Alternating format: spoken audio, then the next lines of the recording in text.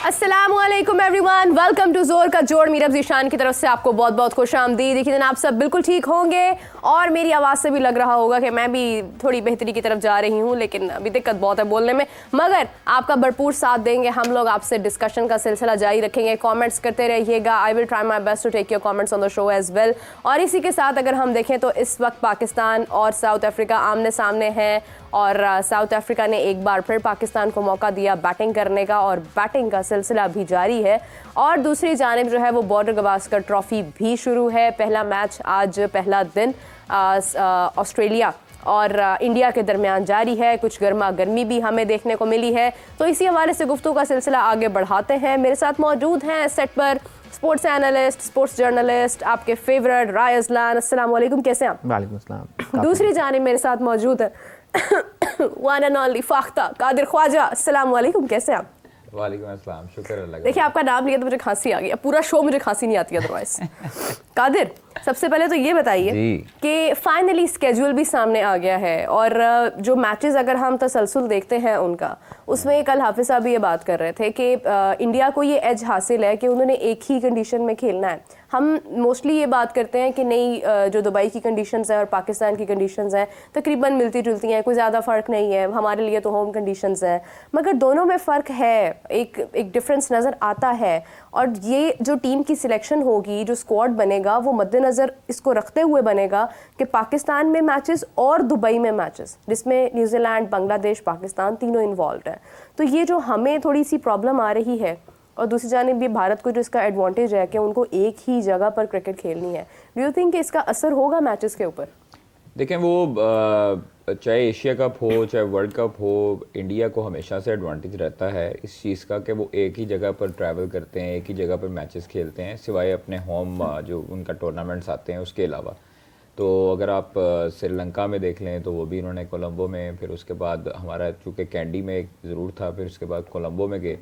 हम लोगों ने वहाँ से ट्रैवल किया, पाकिस्तान वापस आए एशिया कप में, पाकिस्तान आके यहाँ पे भी खेलता रहा, वहाँ पर भी जाता रहा। फिर उसके बाद अब पाकिस्तान का जो पहला मैच है कराची में, उसके बाद से फिर पाकिस्तान ने जाना है दुबई। हाँ। तो उधर मैच खेलना, फिर बांग्लादेश, फिर इस तरह तो खैर ट्रैवलिंग तो है, लेकिन मैं समझता हूँ कि कंडीशंस मुख्तलिफ नहीं हैं दोनों कंट्रीज़ के लिए। और इंडिया चूँकि वहाँ पर खेलता रहा है, IPL भी वहाँ पर हो चुकी है, PSL भी वहाँ पर बहुत सीज़न हुए हैं, पाकिस्तान वहाँ पर अपनी होम सीरीज़ भी खेलता रहा है UAE में।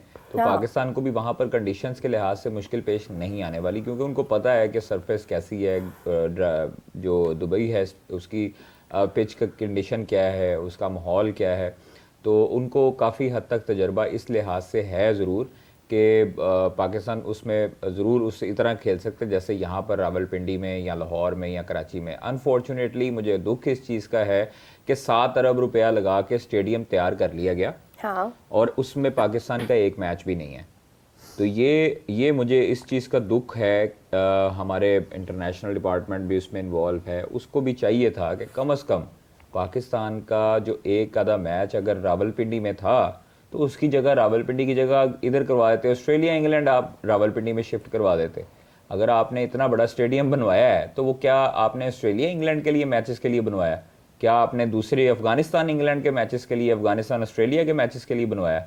तो ये चीज़ थोड़ी सी काबिल गौर है कि आप लोगों ने इतना पैसा भी लगाया, 7 बिलियन अबव आपने रकम जो है वो लगाई स्टेडियम के अपग्रेड करने में, और उसमें जो लोकल आवाम होगी लाहौर की, आप देखें कि पूरी पाकिस्तान में ये एक वाहिद लाहौर एक ऐसा स्टेडियम है जहाँ पर हाउसफुल होता है। हाँ। हाउसफुल होता है, आवाम आती है। कराची में भी हमने मुतअद्दिद मरतबा देखा स्टेडियम जो हैं वो खाली पड़े रहते हैं। PSL में भी आपकी इंटरनेशनल सीरीज़, टेस्ट सीरीज़ हो, उसमें भी खाली। हाँ, क्राउड नज़र आता है फैसलाबाद में, लाहौर में, पिंडी में, अगर वो कोई बड़ा मैच होता है। तो अब ये वाली चीज़ जो है वो काफ़ी दुख रही है कि आपका इतना बड़ा स्टेडियम भी बन रहा हो, आपने 38,000 तकरीबन कैपेसिटी का आपने स्टेडियम तैयार कर लिया हो, और उसके बाद जो है वो उसमें टीमें जो हैं वो आपके होस्ट कंट्री ही ना हो।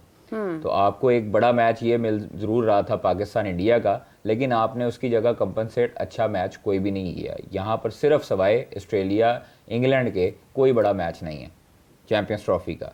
अगर आप देखा जाए तो आपको वरना नज़र आएगा Afghanistan England, Afghanistan Australia, Australia England.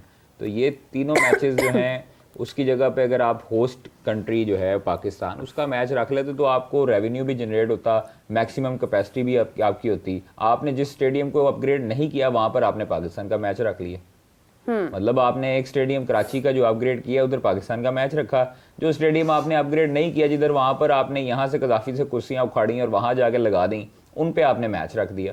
तो ये थोड़ा सा आपको चाहिए था कि आप कम से कम इस लिहाज से गौर करते कि आप अगर इतना बड़ा स्टेडियम तैयार कर रहे हैं, बना रहे हैं, तो कम से कम आप अपनी आवाम से इनाग्रेट करवाते। पाकिस्तान का जो बांग्लादेश के साथ मैच था वो आप रखवाते हैं यहाँ पे। खैर अब देखें PSL में लोग देखेंगे स्टेडियम में आके। कादिर, बड़ा इंपॉर्टेंट पॉइंट आपने रेस किया है और मुझे बड़ा अच्छा लगा कि आपने ये बात जो है वो की है, क्योंकि इसका जिक्र भी हर कोई नहीं करता है।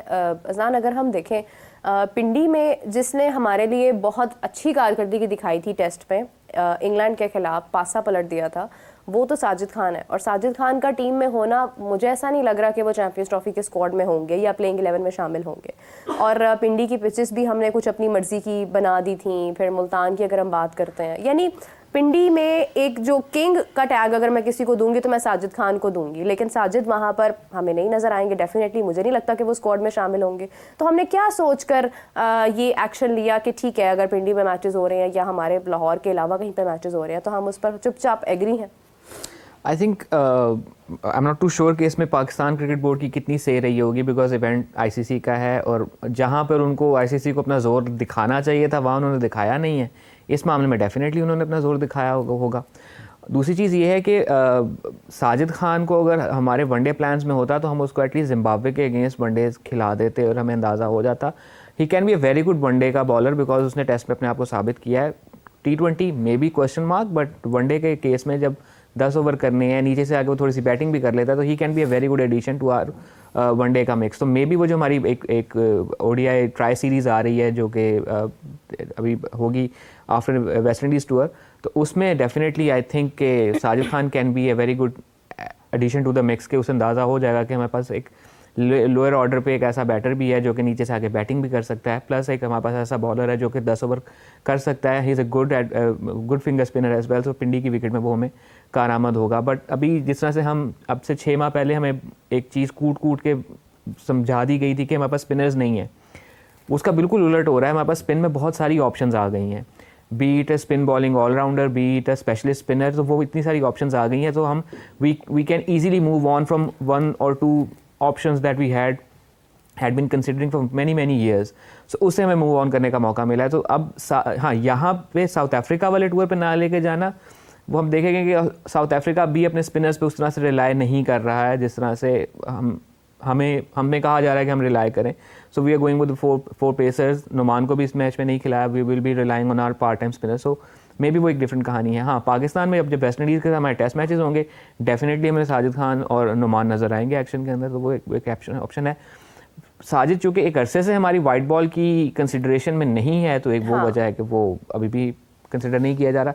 ये would have been a good option कि अगर हम उसको जिम्बाब्वे में ट्राई कर लेते तो अंदाज़ा हो जाता कि ठीक है वाइट बॉल में वो कैसा है।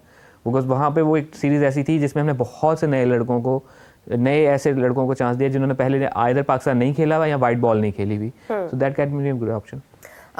पिंडी से मुझे एक और बात याद आई कि कल फाइनल भी था चैंपियंस कप T20 का, और उसमें सब प्लेयर्स के लिए सबसे पहले तो बहुत सारी नेक तमन्नाएं हैं। हर प्लेयर ने बड़ी अच्छी कारकर्दगी दिखाई है। सीनियर जूनियर का जो कम्बिनेशन है वो भी हमें नज़र आया है। लेकिन एक सवाल मेरे माइंड में आ रहा था कादिर, मुझे इस चीज़ का बहुत दुख है कि उमर अकमल, हम हमेशा से उनकी बात करते हैं, उनकी तारीफ़ भी करते हैं और उनकी कमी भी महसूस करते हैं, उनको डोमेस्टिक में क्यों शामिल नहीं किया गया है? मतलब अगर फ़िटनेस की बात की जाए तो क्या आज़म खान की फ़िटनेस जो है वो और उमर अकमल की फ़िटनेस का अगर मवाजना किया जाए तो क्या आज़म खान की फ़िटनेस उनसे बेहतर है? मतलब क्या ऐसी रीज़न है कि वो हमें डोमेस्टिक में भी नज़र नहीं आए? देखें, जो डोमेस्टिक बनाने वाले हैं या करने वाले हैं वो वही शक्लें हैं जो पुराने पिछले 4-5 सालों से नज़र आ रही हैं, और उनको शायद उमर अकमल की शक्ल नहीं पसंद या उमर अकमल खुद नहीं पसंद। तो इस वजह से उनको कभी ग्रेड 2 में डाल देते हैं, कभी जो है वो डोमेस्टिक में शामिल नहीं करते, कभी उनका बहाना लगा देते हैं कि इसका एटीट्यूड नहीं ठीक है, कभी ये टिकटॉक बनाता है। तो अगर वो सब कुछ करता है तो उसकी परफॉर्मेंसेस आप देखें, आप उसको as a international player consider करके आप उसको एक मौका दें। अगर वो कहता है कि मैं डोमेस्टिक खेलना चाहता हूँ या डोमेस्टिक खेलता हूँ, तो वो आप उसको क्यों नहीं खेलने देते? आपने पिछले सीज़न उनको खेलने दिए, PSL में आया, परफॉर्मेंस दी, सब चीज़ें हुई। आप उसको डोमेस्टिक पूरा सीज़न देंगे तो आप उसकी वैल्यूएशन कर सकते हैं ना। उनको डर है कि ये आ गया तो फिर हमारा जो दूसरे हमने कंसिडर किए हैं लड़के वो शायद आउट हो जाएं, लोग प्रेशर डालें कि उमर अकमल को लेके आओ, उमर अकमल को लेके आओ। मचोली का जो खेल है वो वाज़ेह हो जाएगा। इसीलिए शायद ये चीज़ें हैं। और कुछ जगहों पर अहमद शहजाद और उमर अकमल ने मना भी किया था डोमेस्टिक खेलने से भी, जो हमें सोर्सेज बताते हैं। तो ये चीज़ें जो म्यूज़िकल चेयर है ये चल रही है पाकिस्तान क्रिकेट बोर्ड में काफ़ी अरसे से। और जो डोमेस्टिक के अफराद हैं वो भी मेरा नहीं ख्याल कि इतने कॉम्पिटेंट हैं कि उनको पता हो कि इसकी क्या सूरत हाल है क्या नहीं है। तो खैर नहीं तो ये डेटा एनालिस्ट बैठे हैं ना, उनको कहें कि वो स्टैट्स तो निकाल के बताएं इरफान को जहां पर वो खिला रहे हैं या वो किसी और प्लेयर को खिला रहे हैं। इनफैक्ट सलमान अली आगा, आप उमर अकमल की आखिरी इनिंग्स निकाल कर बताएं, उसकी 10 इनिंग्स निकाल के आप देख लें कि ODI में कौन जो है वो एक बेहतरीन प्लेयर हमारे लिए बनता था। मतलब हम इतना ग्रजेस की तरफ आ जाते हैं, हमें अपनी ईगो या अपनी सेल्फ रिस्पेक्ट इतनी प्यारी है कि हम अपने खेल को दाव पर लगा देते हैं। देखिए एनालिस्ट और ये सब चीज़ें जो है ना वो फजूल होती हैं कहनी कि वो निकाल के डाटा बताएंगे या ये करेंगे वो करेंगे। आपके मेंटोर्स हैं, आपकी सिलेक्शन कमेटी वहाँ पर है, आपके वहाब रियाज साहब वहाँ पर हैं, तो वो सारी चीज़ें देख रहे हैं, वो सारी चीज़ें करेंगे और उनको टास्क भी यही मिला है। और मैंने खबर भी दी थी कि चेयरमैन, जो हमें सोर्सेज ने बताया कि चेयरमैन ने मेंटोर से मुलाकातें की, वहाँ पर उनको टास्क दिया गया कि आप लोगों ने जो है ना जो स्ट्राइक रेट, बेहतर स्ट्राइक रेट का होगा प्लेयर उसको भी निकालना है, उसको भी मौका देना है इंटरनेशनल क्रिकेट में। जो रन्स कर रहा है, जो अच्छी मेंटेन कर रहा है चीज़ें, स्ट्राइक रेट भी और रन्स भी, उसको आपने मौका देना है, नज़र में रखना है, आपने उसको बाकायदा तौर पर चांस देना है, अब इग्नोर नहीं करना। तो ये अच्छी चीज़ है कि चेयरमैन खुद इन्वॉल्व हो रहे हैं और तमाम मेंटोर्स को भी कहा है कि आपने जो अभी चैंपियंस T20 देखा है उसमें T20 की बेहतरीन टीम निकालें, क्योंकि T20 में हमारी मुसलसल कारकर्दगी जो है वो बेहतर नहीं है और बिलो एवरेज है। इसीलिए वहाँ पर अब स्ट्राइक फोर्स भी एक बनाने का फ़ैसला किया जिसमें अब्दुल रज़ाक जो हैं उसके हेड होंगे और उनको यही टास्क दिया जाएगा कि इनकी स्ट्राइक रेट कैसे बेहतर बनानी है, इनको पावर हिटिंग कैसे सिखानी है, ये लंबे छक्के मारें, चौके मारें और अच्छी स्ट्राइक रोटेट करें। तो इसलिए अब ये टास्क जो है वो सौंपा गया 2026 के वर्ल्ड कप को मद्देनज़र रखकर, जो कि बहुत अच्छी चीज़ है। मैं समझता हूँ कि देखें, आपका अगर 1 साल बाद टूर्नामेंट है ना, हाँ। तो आपको अभी से ही तैयारी करनी पड़ेगी। आप अपने 5 साल, अगले 5 साल की प्लानिंग अभी से शुरू करेंगे तो एग्जीक्यूट कर सकेंगे और आपको प्लेयर्स भी मिलेंगे, अच्छे प्लेयर्स मिलेंगे। लेकिन यहाँ पर क्या होता है कि यहाँ पर सिर्फ और सिर्फ अगली सीरीज़ के हवाले से सोचा जाता है और उसको मद्देनज़र रखा जाता है।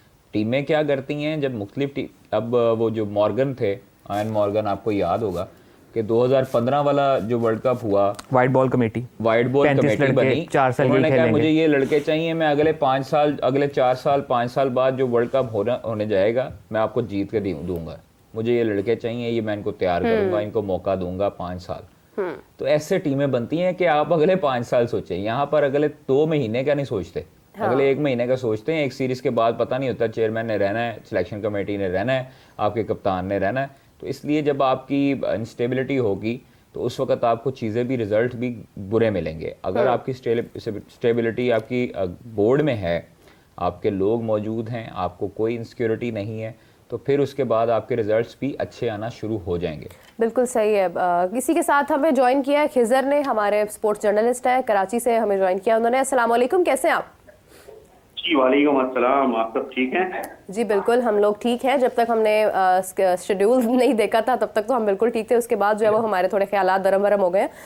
खिजर, अगर हम देखें तो कराची के अंदर एक बड़ी डाइवर्सिटी हमें नज़र आती है, डिफरेंट तरह के लोग हैं, फ़ैन फॉलोइंग उनकी डिफरेंट है। तो अगर देखें तो वहाँ पर जिस तरह के मैचेस की एडजस्टमेंट की गई है, आप उससे मतलब मुत्तफ़िक़ हैं? आपको लगता है कि ये ठीक है, या लोगों के जो क्राउड के अतबार से अगर हम स्केड्यूल देखते हैं तो क्या वो बैलेंस्ड स्केड्यूल है?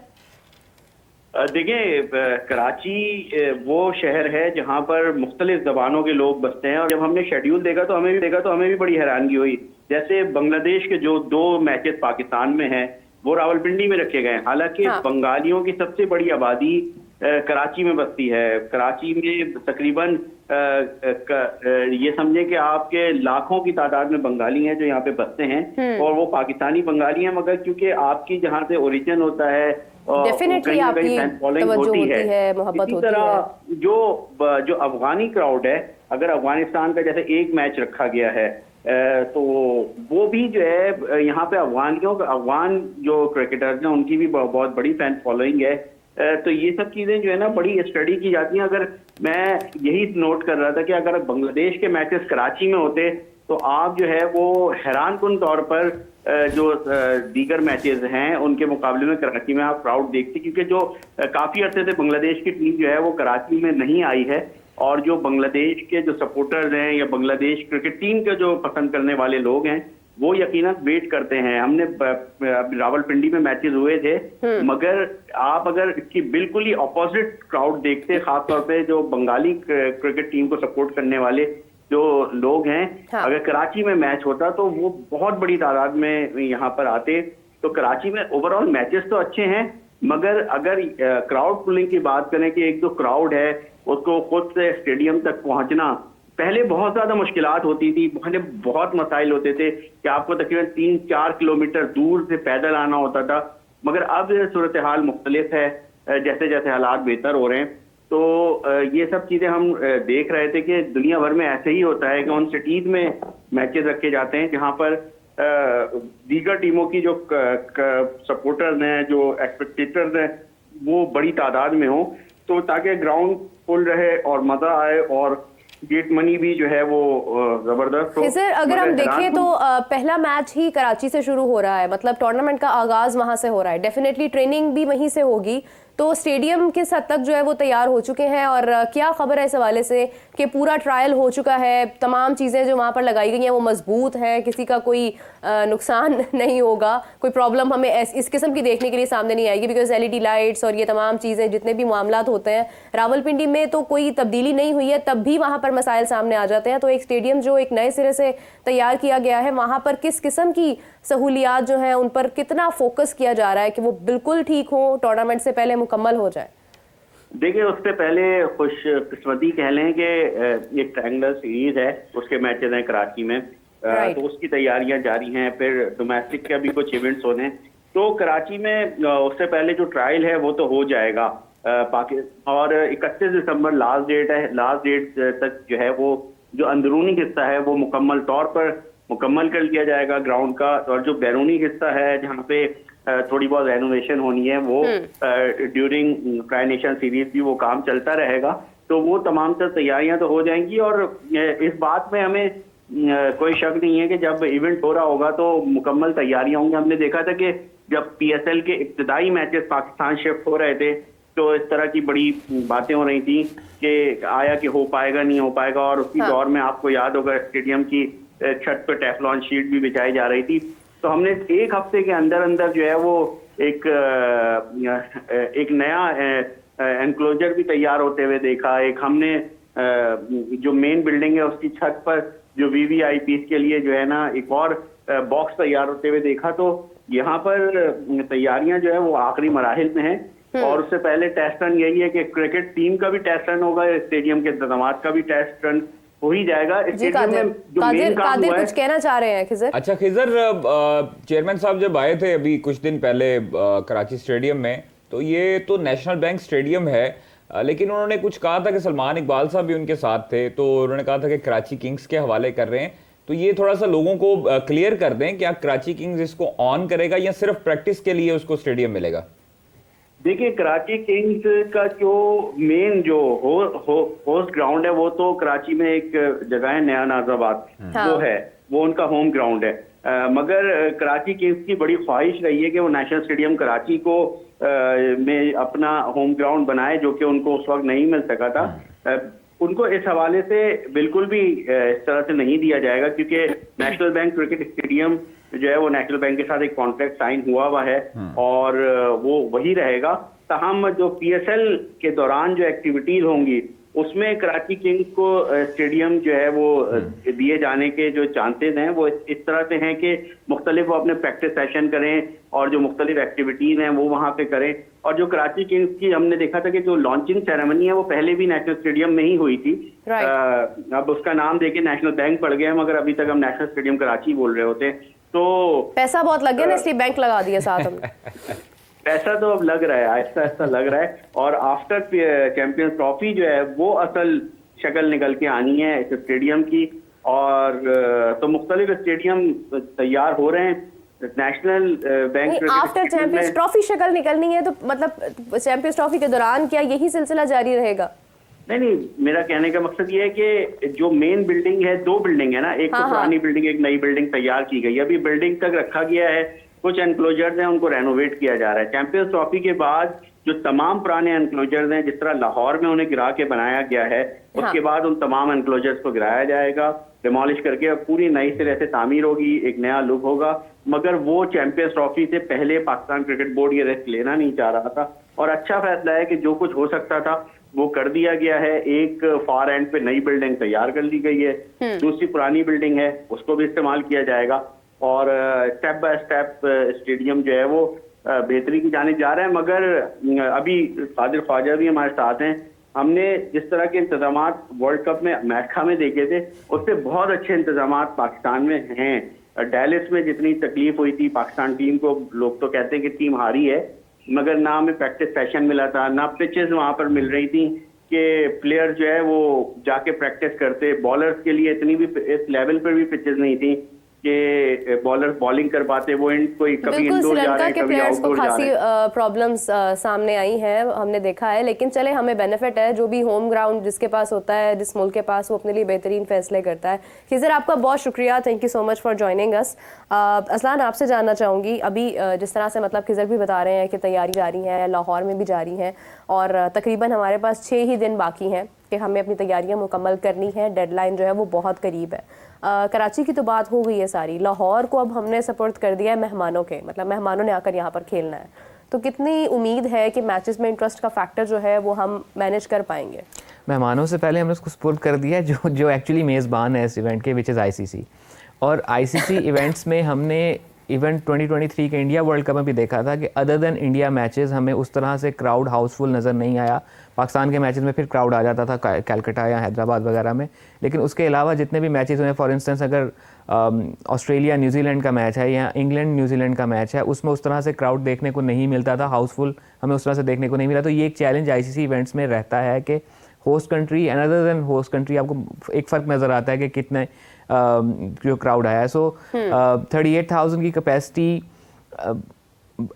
विद लाइक 26,000 की कैपेसिटी हुआ करती थी गद्दाफी स्टेडियम की पहले, और वो हाउसफुल हो जाया करता था पाकिस्तान मैचेस में एंड PSL के सेकंड लेग के दौरान।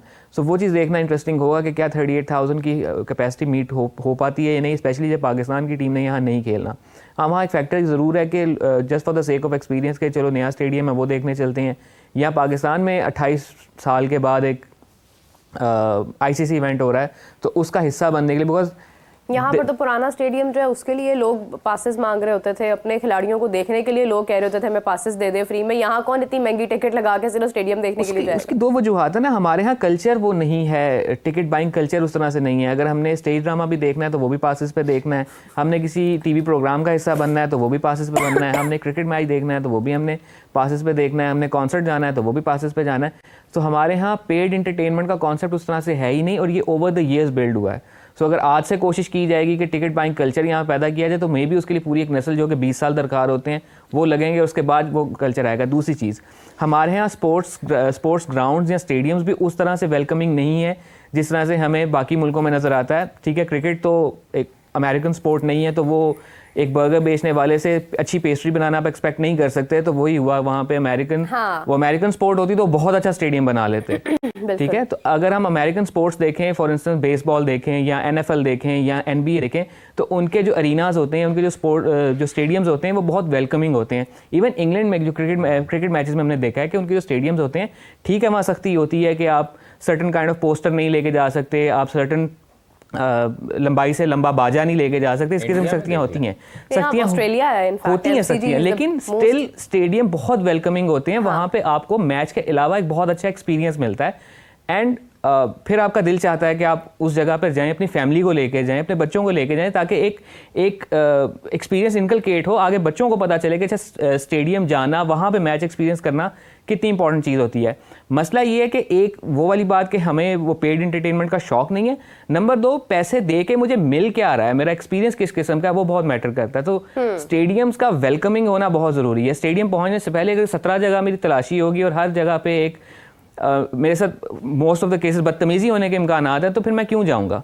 सो इन चीज़ों को बैलेंस आउट करने की बहुत ज़रूरत है। इट्स बीन लाइक अब 5-6-7 साल से पाकिस्तान में इंटरनेशनल क्रिकेट हो रही है, तो हमारे यहाँ जो स्पोर्ट्स एडमिनिस्ट्रेशन के पेरिफेरीज में जो इदारे हैं, फॉर इंस्टेंस जो सिक्योरिटी पे मामूर लोग हैं, उनकी भी इतनी ट्रेनिंग हो जानी चाहिए कि एक्चुअली स्टेडियम कौन आना चाह रहा है और कौन एक्चुअली ट्रबल मेकर है। सो वो जब फ़र्क हो जाएगा तो वो एक्सपीरियंस थोड़ा बेहतर हो जाएगा। चले देखते हैं, हमारे यहाँ ये भी कल्चर है कि हमने तो कोई बाहर से आ रहा हो, उसको लेने जाना हो तो पूरा खानदान एयरपोर्ट चला जाता है। तो यहाँ पे बाहर के जब खिलाड़ी आ रहे हैं तो वो खानदान के खानदान तो फिर अब टिकट्स नहीं खरीदते हैं, तो वो ज़्यादा प्रेफर करते हैं कि हम पासेस की तरफ चले जाएं या फ्री टिकट्स की तरफ चले जाएं। कादिर, वैसे तो आप मतलब बहुत पाकिस्तान से मोहब्बत भी करते नज़र आते हैं और आप किसी दूसरे प्लेयर की उतनी तारीफ़ नहीं करते हैं जितनी आप अपने प्लेयर्स की करते हैं। लेकिन आज एक इंसिडेंट हुआ ऑस्ट्रेलिया के यानी मैदानों में, जहाँ पर भारत और ऑस्ट्रेलिया खेल रहे हैं और विराट कोहली गुजर रहे हैं और उनका कंधा लगता है सैम का डेब्यू है। और मैं पर्सनली अगर इस चीज को देखूं, टीनेजर, देखें मैं यही एक बात करूंगी कि इतना बड़ा प्लेयर, विराट कोहली कितने साल के हैं और कितना खेलने का तजुर्बा, मैं यही बात आपसे करने वाली हूँ कि एक कितना सीनियर प्लेयर किसी एक जूनियर प्लेयर के साथ ऐसी कोई हरकत क्यों करेगा? तो क्यों करेगा? It can be a coincidence. क्या मतलब आप उसको डिफेंड कर रही हैं? क्यों करेगा? हाँ, मतलब उसने जानबूझ के नहीं किया? नहीं, आई डोंट थिंक सो। कैसी बातें कर रही है आप वीडियो, आपके सामने अगर वीडियो आया ना तो आप वीडियो मैंने देखी है। हाँ, वीडियो आप दोबारा देखें कि वो इंटेंशनली हुआ। ये जो उसने कंधा मारा है कोहली ने, क्या वो नीचे देख रहा था बॉल की तरफ? उसको पता था कि वो सामने से आ रहा है, उसका ध्यान नहीं था जब वो आउट हुआ है। तो उसने जानबूझ के ये इंटेंशनली तौर पर ये सब कुछ किया है, और जिसका ये फाइन, और हो सकता है कि अगले मैच पे उन पर पाबंदी भी हो जाए एक मैच की। तो इस तरह नहीं करना चाहिए। देखें मैंने ये, लेकिन इसकी रीजन क्या होगी? मतलब I don't get the point exactly, that's why I asked you कि आप, बस वो टीनेजर है, उसने आगे रन्स किए, स्कोर किए, सारा कुछ किया, अब वो फ्रस्ट्रेशन है, ये और कुछ भी नहीं होता, ये फ्रस्ट्रेशन होती है। और आप जो है वो एक तरह का, आपको एयरपोर्ट पे भी जो इंसिडेंट हुआ था एक उनके रिपोर्टर के साथ, और वो उन्होंने वहाँ पर भी उन्होंने कहा, तो विराट से जब ऑब्वियसली रन्स नहीं हो रहे, जब वो फ्रस्ट्रेट हुआ हुआ है सारी चीज़ों से, तो वो इस तरह की हरकतें जो है वो करके तो फिर करनी पड़ती हैं। एक सीनियर होने के नाते उन्हें करनी नहीं चाहिए थी, और कम से कम उनको इतना ख्याल कर लेना चाहिए था कि वो दुनिया के बेहतरीन प्लेयर्स में उनका शुमार होता है। पूरी दुनिया उनको देखती है, सीखती है, यंगस्टर्स उनसे सीखते हैं, उनका स्टाइल कॉपी करते हैं। तो ये चीज़ें उनको कम से कम देखनी चाहिए। इम्पैक्ट भी बुरा पड़ता है, आपको पूरी दुनिया में आपकी फ़ैन फॉलोइंग होती है। ये नहीं कि आपने सिर्फ इंडिया में ही, आप 1.25 अरब की आबादी हैं, 1.5 अरब की आबादी के हीरो हैं, आप पाकिस्तान के भी कई ऐसे प्लेयर्स होंगे, बच्चे होंगे, नौजवान होंगे जिनको जो है वो आप पसंद होंगे। और ये तस्वीरें जो अभी चल रही हैं, तो उस पर मेरा नहीं ख्याल कि इस तरह की हरकतें करनी चाहिए। और एक सीनियर प्लेयर को, इतने बड़े नाम को, तो आप दोबारा वो अगर वीडियो देखेंगी तो आपको समझ लग जाएगी। नहीं, मैंने वो वीडियो काफी बार देखी है। आप दोबारा ही देखी है मैंने। आप वो मोहब्बत में ना देखें, आप वो फैन फॉलोइंग में ना देखें, आप ये देखें कि आप एक न्यूट्रल जज होके देखें कि आप, देखिए आई जस्ट फेल्ट कि ही इज वॉकिंग, उसका अंदाज है वो एग्रेसिव नजर आता है हमें फील्ड के दौरान। वो बॉल भी उठाकर ऐसे ही फेंकते हैं, उनका एक अपना अंदाज है। ठीक है, कैच पकड़ लेंगे तो वो बॉल एग्रेसिवली फेंकेंगे। अब सामने से कोई आ रहा है, वो उसको टच हो गया है, आई डोंट थिंक सो कि इतने बड़े इशू की बात है। आईसीसी को जो मामला देखने चाहिए थे वो आईसीसी ने देखे नहीं है। आईसीसी ने पाकिस्तान को भरपूर अंदाज में जो है वो एक चैंपियंस ट्रॉफी की मेज़बानी वो दे नहीं पाए हैं। बाकी चीज़ों की तरफ उनकी तवज्जो है। मतलब रिकी पॉन्टिंग भी इस हवाले से बात कर रहे हैं, कभी वो किसी पे गुफ्तगू के दौरान स्लेजिंग के ऊपर जो है वो कोड ऑफ कंडक्ट लगा देते हैं। तो मतलब ये जो मैचेस के दौरान ये जो चीज़ें होती हैं, डोंट यू थिंक कि ये इतनी इंपॉर्टेंट नहीं होती हैं जितनी इंपॉर्टेंट किसी कंट्री के पास अगर मेज़बानी है तो उस पर तवज्जो दी जानी इंपॉर्टेंट थी? देखें, उनका सिर्फ एक काम नहीं है आईसीसी का, आईसीसी के बहुत सारे काम हैं। एंड इन फील्ड क्या हो रहा है, इन फील्ड कंडक्ट ठीक है, ये भी उनके उसमें आता है। सो इस पे जो भी एज़ पर लॉ एक्शन होना चाहिए वो होना चाहिए। दोनों साइड्स की स्टोरी सुनी जानी चाहिए, उसके बाद उस पर होना चाहिए।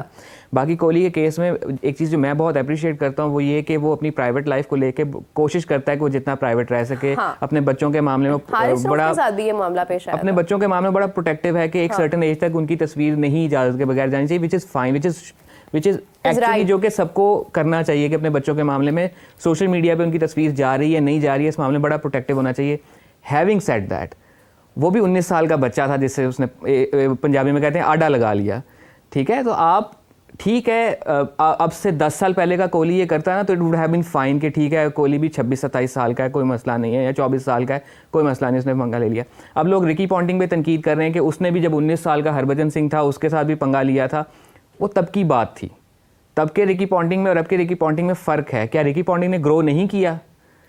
अच्छा चलो ठीक है, वो एक बुरी मिसाल थी रिकी पॉन्टिंग, तो क्या कोहली ने एक्चुअली ये काम करके एक बुरी मिसाल को ही रिपीट नहीं किया? दूसरा, एक इंसिडेंट इस किस्म के बाद, उस मौके के बाद क्या हुआ वो देखना होता है। क्या वो कंधा लगने के बाद कोहली ने हाथ खड़ा करके माजरत की या आगे चला गया, ये देखना ज़रूरी है। तो वो उस वीडियो को दोबारा देखना जरूरी है। माजरत नहीं की तो इसका मतलब मैं बॉल देख रहा था, मुझे नजर नहीं आया। सो अंपायर ने मामला हल किया और वापस वो घुड़ी डाल के उसी तरह इंस्टेंट रिएक्शन आपका जो होता है किसी भी हादसे के बाद वो डिफाइन करता है। फॉर इंस्टेंस ये एक इंसानी जबिल्लत है कि मुझे गाली देगा तो मैं मुड़ के ज़रूर देखूंगा। मैं अगर इसको जवाब दूं ना दूं वो एक बात की कहानी, लेकिन मैं मुड़ के ज़रूर देखूंगा। समटाइम्स इस बुनियाद पे भी खिलाड़ियों को जुर्माना हो जाता है, चलो ठीक है उसने तो गाली दी, तुमने मुड़ के क्यों देखा। ये हमारे डोमेस्टिक क्रिकेट में हो चुका हुआ है। तो क्या उसके टक्कर लगने के बाद कोहली ने माजरत की या हाथ खड़ा किया कि हम सॉरी मुझे नहीं पता चला?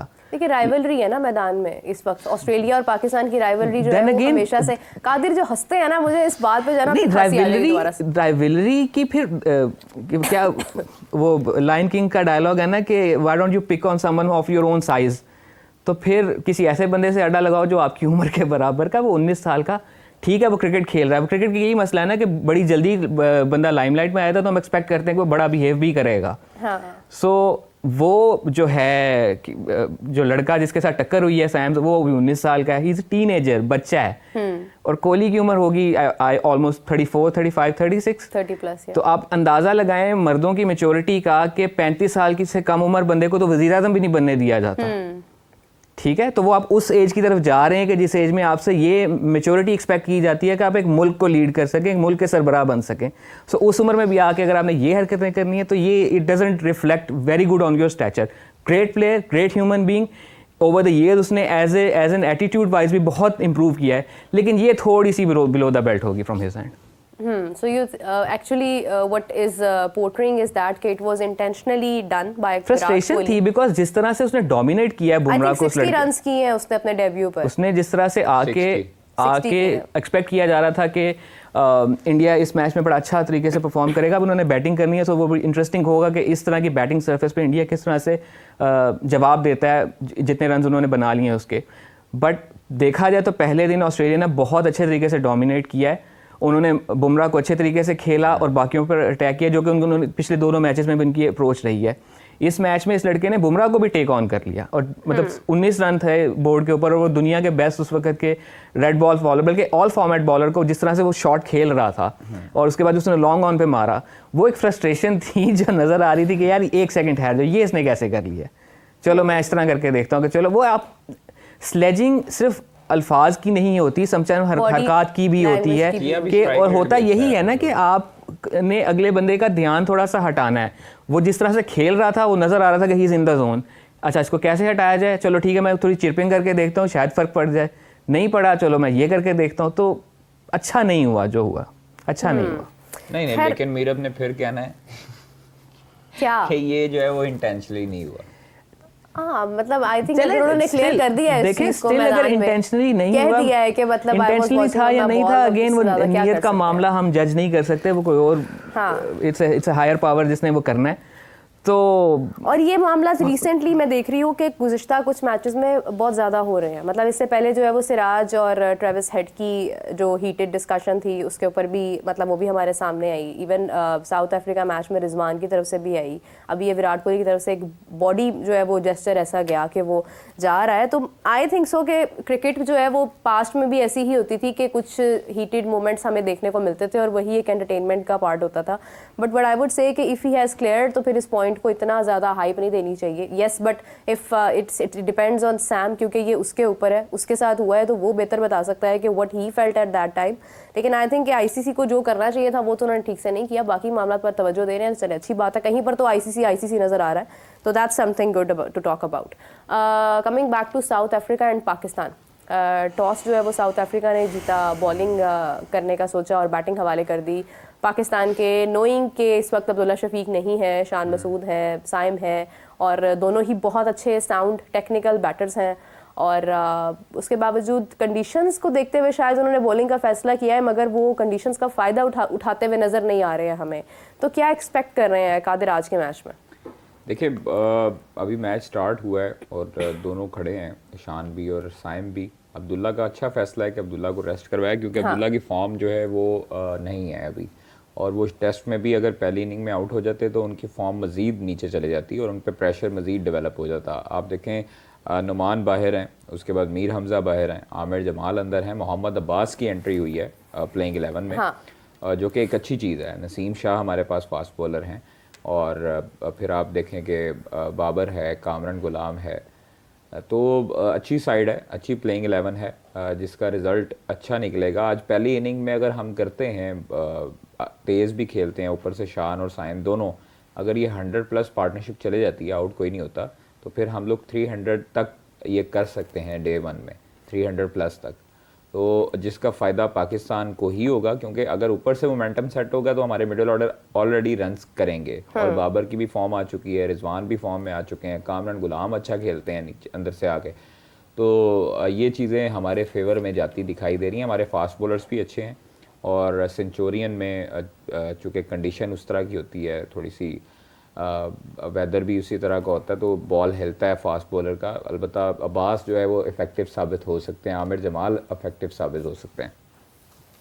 बिल्कुल सही, बिल्कुल सही। आमिर जमाल पर काफ़ी नज़रें शान मसूद की भी थी। कल उन्होंने भी कहा कि मेरे लिए एक बड़ी अच्छी ऑप्शन है, जो कि दोनों तरह से जो है वो हमारे लिए फ़ायदेमंद साबित हो सकती है। अगर हम बॉलिंग की भी बात करते हैं, बैटिंग की, इनफैक्ट ही सेड दैट कि सीमर्स को ज़्यादा बेनिफिट मिलता हुआ नज़र आ रहा है। लेकिन जैसा हमने पहले भी कहा कि हम किसी स्पेशलिस्ट स्पिनर के साथ नहीं गए हैं यहाँ पर। हमने अगर हम देखें तो साउथ अफ्रीका ने केशव महाराज को अप्रोच करने की कोशिश की थी, बट वो ठीक नहीं थे, जिसकी वजह से कि वो नहीं शामिल हुए। तो इट मीन्स कि they are also on the side के एक स्पिनर तो हमारे पास होना चाहिए। और डोंट यू थिंक कि नुमान अगर हम उसको ऐड करते तो वो हमें बैटिंग में भी कारआमद साबित हो सकता था, और कहीं ना कहीं ज़रूरत पेश आ सकती थी नुमान की? Noman could have been a good addition, but ऐसा नहीं है कि अगर उसको ड्रॉप किया तो कोई बहुत बड़ा ब्लंडर हो गया है, because we are going with 4 pacers. अब हाँ, यहाँ पे मसला ये आ सकता है कि जो मसला हमारे पेसर्स के साथ रहा है for the longest time recently, के are they fit enough to play the whole test match. हमने देखा है कि हमारे टेस्ट फास्ट बॉलर्स जो हैं वो एक इनिंग के बाद जो है वो पुल आउट कर रहे होते हैं, या दूसरी इनिंग में अक्सर अवेलेबल नहीं होते हैं। सो वो देखना होगा कि क्या खुर्रम शहजाद जिनकी फिटनेस पे क्वेश्चन मार्क रहता है कि is he match fit enough, तो वो होगा। हाँ, नुमान के केस में ये था कि उसके होने से ये है कि आप उससे ज़्यादा लंबे स्पेल करवा सकते हैं, तो वो एक चीज़ आपको इन केस ऑफ जो वर्कलोड आपका फास्ट बॉलर का मैनेज हो जाता है। बट हैविंग सेड दैट, हमारे पास 4 पार्ट टाइम स्पिनर्स मौजूद हैं, so they can work up as a 1 और 2 स्पिन ऑप्शन, कि आप उन चारों को इस तरह से यूज़ कर लें कि आपकी 1 या 2 स्पिन बॉलर की जो कमी है वो पूरी हो जाए। हाँ, may be they might not be your wicket taking options, but हाँ, आपकी जो ओवर रेट को आपने जो मैनेज करना है उस मामले में आपकी हेल्प आउट कर सकते हैं। दूसरा, I was over the weekend watching an old Australia and India का मैच। उसमें टॉस के टाइम पे सचिन से सवाल होता है कि डोंट यू थिंक कि आउटफील्ड गीली है तो बॉल ख़राब हो जाएगी। तो उसने बड़ी इंटरेस्टिंग बात कही कि अगर आप बॉलिंग अच्छी करेंगे तो बॉल आउटफील्ड में जाएगी नहीं। सो अगर आपका जो फास्ट बॉलिंग यूनिट है वो अच्छा परफॉर्म कर देगा तो शायद आपको फिर स्पिनर की कमी महसूस नहीं होगी। सो वही चीज़ यहाँ पे आती है। अब दूसरी चीज़ जो अच्छी हुई है वो ये हुई है कि बड़े अरसे से सवाल किया जा रहा था कि अब्दुल्ला शफीक परफॉर्म नहीं कर रहा, रेड बॉल में तो वो क्वेश्चन मार्क हमेशा से ही काफ़ी अरसे से चलता आ रहा था, तो वाई डोंट शान ओपन द इनिंग्स। और उससे ये है कि शान के ओपन करने से हमारे पास वो एक ऑप्शन आ जाएगी कि एक एक्सपीरियंस्ड ओपनर आ जाएगा विद साइम अयूब, और साइम अयूब की फॉर्म उस वक्त हमें नज़र आ रहा था कि बनना शुरू हो गई हुई है। And then we can give a question to your number 3 batter. अब यहाँ पे होगा कि either Babar is going to be your number 3 batter और कामरान गुलाम। आइडियली यहाँ पे बाबर को नंबर 4 होना चाहिए, because if he is your best batter then उसको नंबर 4 पे बैटिंग करनी चाहिए ताकि उसको टाइम मिल जाए कि वो then you have Saud Shakeel in your latter half of your middle order, तो वो एक अच्छी जगह मिल जाएगी बाबर को to work up on his form and score big runs. लेकिन देखना ये होगा कि हमारा टॉप ऑर्डर क्या अच्छा परफॉर्म कर पाता है। हमारी टॉप ऑर्डर यानी ओपनर्स का मसला यही रहा है कि फॉर द लॉन्गेस्ट टाइम उनसे 100 रन की पार्टनरशिप नहीं हो पा रही। अभी भी अगर देखा जाए तो दोनों बड़ा सेंसिबली खेल रहे हैं, 2.9 की इनकी एवरेज चल रही है पर ओवर। वो उस तरह से नहीं खेल रहे जो शान मसूद का तरीका है कि क्विकली वो 30-35 रन बनाए जाएं, या साइम अयूब का जो तरीका, तो बड़ा अच्छे तरीके से वो नया गेंद सी ऑफ करने की कोशिश कर रहे हैं। फिर पुराने गेंद के टाइम पे ऑब्वियसली बैटिंग थोड़ी सी आसान हो जाएगी, बट क्या इन कंडीशन को देखते हुए उनका पहले बॉलिंग करने का फैसला इस तरफ तो नहीं है कि मे बी बॉल रिवर्स करना शुरू हो जाए। सो वो एक क्वेश्चन मार्क होगा यहाँ पर, जो कि मे बी एक क्वेश्चन पोज कर सकता है ऑनर बैटिंग ने। लेकिन अगर ऊपर से रन बन गए तो वी कैन डू वेल। और हाँ, दूसरी चीज़ ये है कि हम साउथ अफ्रीका की वाइट बॉल टीम का रेड बॉल टीम के साथ कंपैरिजन नहीं कर सकते। इट्स लाइक दोनों फ़र्क इतना ज़्यादा है कि एक शर्लॉक होम्स है तो दूसरा डॉक्टर मॉरियोटी है, इतना फ़र्क है दोनों में। मतलब वो पिछले 6 में से आई थिंक 5 टेस्ट जीते हैं और जो एक नहीं जीते हैं वो ड्रॉ किया था। हाँ। और वहाँ उनकी वाइट बॉल टीम का देखें तो अभी रिसेंटली हमसे वनडे हारे हैं। T20 आईज में भी उन्होंने 12 T20s में आई थिंक 4 जीते हैं शायद अपनी होम कंडीशंस में। मतलब कुछ अच्छा रन रेट उनका बॉलिंग रेड बॉल साइड पे नहीं रहा, सॉरी वाइट बॉल साइड पे नहीं था, बट रेड बॉल साइड पे दे आर डूइंग वेल और वो कंटेंडर्स हैं टू प्ले द फाइनल। यहाँ पे पाकिस्तान उनकी पार्टी ख़राब कर सकता है, बिकॉज हमारा तो कोई चांस नहीं है फाइनल खेलने का। तो हम यहाँ पे इस वक्त वो किरदार बनेंगे जो इन तीनों चारों की पार्टी ख़राब करेंगे। So that is interesting. इसलिए टेस्ट मैचेस इंटरेस्टिंग है कि ठीक है पाकिस्तान ने तो नहीं खेलना फाइनल, किसका फाइनल ख़राब करता है, किसका फाइनल ख़राब करता है, ये ज़्यादा इंटरेस्टिंग होगा। Good one. अच्छा, एक प्रेडिक्शन लास्ट में कादिर की हमेशा से ठीक होती है। Qadir, South Africa and Pakistan, what would be the result? I think so result तो निकलेगा 1-0 Pakistan. 1-0, you mean one match would be like draw हो सकता है? मुझे ऐसा लग रहा है it will be 1-1। Azlan, what's your prediction? अगर पाकिस्तान अपनी फील्डिंग अच्छी कर लेता है और कैचेस ड्रॉप नहीं करता तो दोनों टेस्ट मैच जीत जाएगा। अरे ये लगे है ना सच्चे पाकिस्तानी। लेकिन हम उम्मीद करते हैं कि वाकई में अच्छे मैचेस खेले हम लोग, क्योंकि मुझे आई थिंक कि नुमान अगर होता तो कुछ इम्पैक्ट आ सकता था। बट शायद देखिए ये हम यहाँ बैठकर बात कर देते हैं बड़ी आसानी से, लेकिन जो वहाँ पर खेल रहे होते हैं, कंडीशंस देख रहे होते हैं, उनको बेटर मतलब दे बेटर नो कि क्या सिचुएशन है, किसको होना चाहिए, किसको नहीं होना चाहिए। सो हम तो राय दे सकते हैं, जैसे राय अजलान हमारे साथ मौजूद है। चले आपका बहुत शुक्रिया Azlan and Qadir, it was very nice having you both here. इसी के साथ मुझे, कादिर और अजलान को दीजिए इजाज़त। अपना बहुत सारा ख्याल रखिएगा। We will catch you back later. Take care, bye bye.